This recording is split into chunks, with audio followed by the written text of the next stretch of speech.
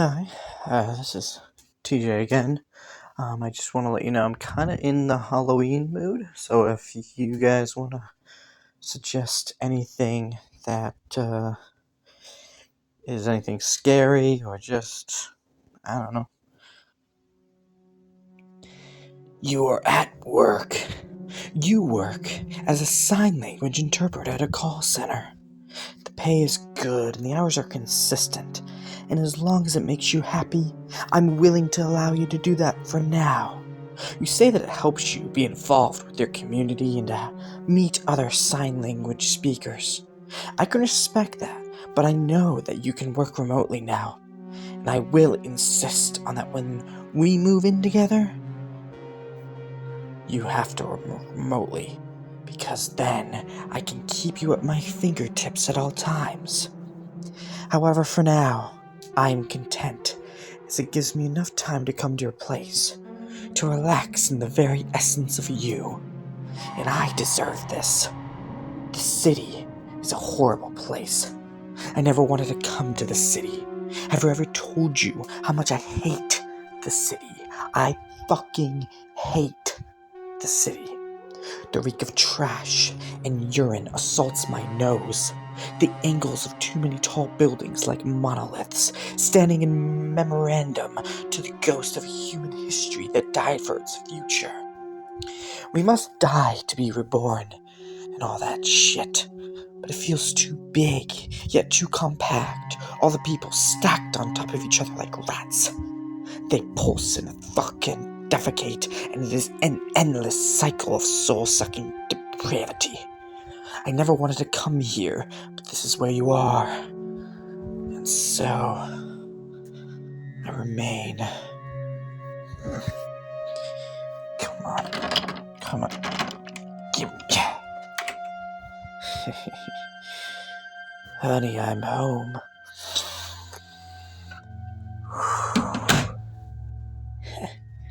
I've been here many times before, but it is different now that I know for sure that I possess you, that you are mine. Even if all of this is now mine as you are, I still don't want to alarm you in any way. It is best that you live your life unaware of all the things monsters like myself will do. I know what I do is keeping you safe and protected from the other monsters that slink past you in the shadows. I should take off my shoes so as not to leave behind anything. I leave my cap on, but take my N95 mask off. I can't risk you knowing I was here. I know what upset you as being a step too far. Surely too far past love for you, and more like obsession. And it would be best to keep these moments to myself. You are brilliant and attentive. It is one of the things I love about you, and it gives me a thrill making sure that I can come and go from your home as I please without you being the wiser. I'm calculated, making sure that I don't move anything too far out of place from where it originally was. I don't want to deceive you, but there are some things that I know would upset you, and I would want to shelter you from that. You are simply too pure to understand that what I do comes from a place of love and protection. I can inhale your scent here. It is unlike anything else I've ever breathed in. It lights up the parts of my brain that often sleep. It awakens the feral wolf inside that wants to bury my face in your neck and clamp down my jaws around your jugular. Your scent is intoxicating and subtle. It is a different scent from the one you wore when I first met you, but it is the same as the one you wore from earlier this year, when you didn't know me yet, when I stood behind you on the subway.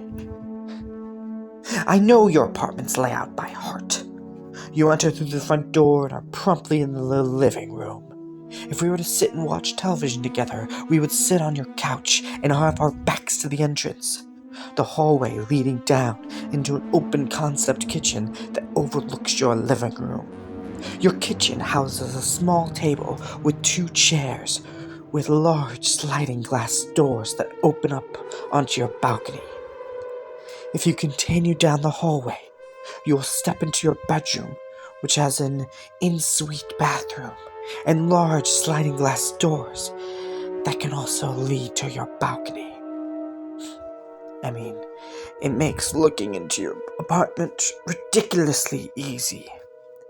I can see everything. Did you know that? I know you're on the second floor, but if I were to live with you, we would get blackout curtains, and I would remind you to lock the glass doors. Because you know robbers can climb, listener. Your apartment is messy. There are a couple of dishes in the sink, and a food box from a microwavable dinner on the counter. I can see a single sock on the couch, and its counterpart on the floor. A blanket that was used the night before spread out across the couch, not folded and returned to its place across its back. I can feel the chaos that exists here. After all, your home is a place where your inner thoughts expand and then translate into the way you live. I won't allow this when we live together. I require things to be organized and clean. I will make sure you know the benefits of a clean home, and I will help organize these disorderly thoughts. I start with your in-suite bathroom. I can feel the reminiscent humidity from your shower this morning before you went to work.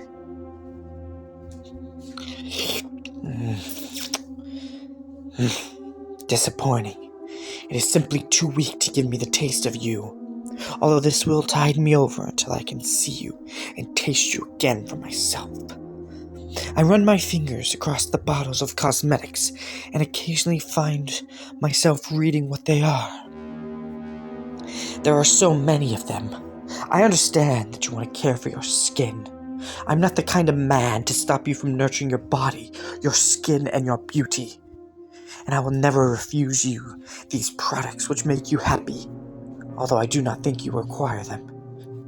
And in the future we will, together, choose what you will use. I don't want you to be taken advantage of by men selling snake oil. You are so trusting, naive, so pure. A damp towel is hung over the edge of your hamper.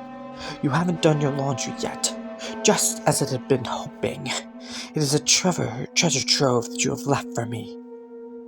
An entire day's work, hugging your body as gathered in the shirt you wore yesterday. This is my reward. Your scent alone could make me savage. My heartbeat.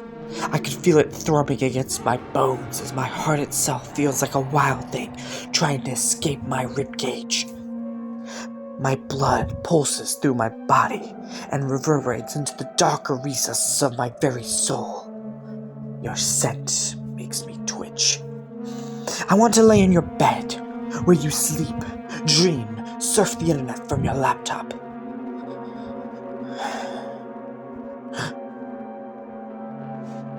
Oh no. You shouldn't be home yet. What are you doing here?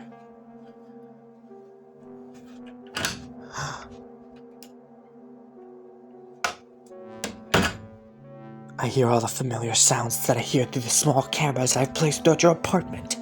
I can even envision exactly what you are doing. The sound of your keys as you put them back into your purse and throw it into the small table into the entranceway. I am trapped. The closest place to hide is the shower. I know your patterns. You're headed for the bedroom to change out of your work clothes into something more comfortable. Then 30 minutes or so are relaxing in the living room while you surf your phone. But this is outside the norm of what you do. I know your schedule. You should not be home. Are you sick? Has something happened? The instinct to be quiet as I rush to the bathroom, something I can't seem to ignore, even though I know you can't hear me. The shower. It is the only place large enough to hide a man of my size. I yank my N95 mask back over my face. I am so close to you now, but it feels so far. Even knowing that you can't hear me, I am holding my breath in fear. Or is it anticipation? If I'm correct, you will sit down on the floor, leaning your back against the couch after pouring yourself a glass of something non-alcoholic. You will then focus intently on your phone for a while, If I walk behind you into the front door, it only leaves me in the open briefly. My heart slams its allegretto tempo in my throat as I near your bedroom door and look out. Your head is down, a glass of juice on the coffee table. You are doing exactly as I expected. Eyes locked on your phone screen. Take a slow, measured breath, and I begin to move down the hallway and to the front door. You are so beautiful. You don't even register me moving past you as I stand behind you. You are fully immersed in what you're doing, and being this close to you without you knowing is a thrilling experience. I watch your shoulders move as your even breaths calm me.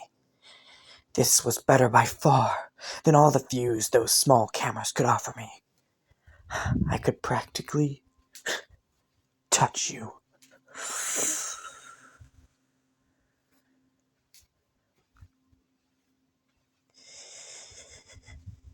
It only takes a fraction of a second to realize that you had frozen. Had you lied to me? Could you hear me this entire time? Have you heard my confession about being the Harlequin? Despite facing away from me, I can feel your eyes on me.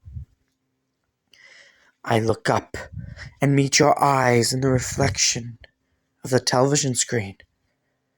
The black screen offers a very detailed reflection of you and the rest of the room. Fuck! I could only do one thing now.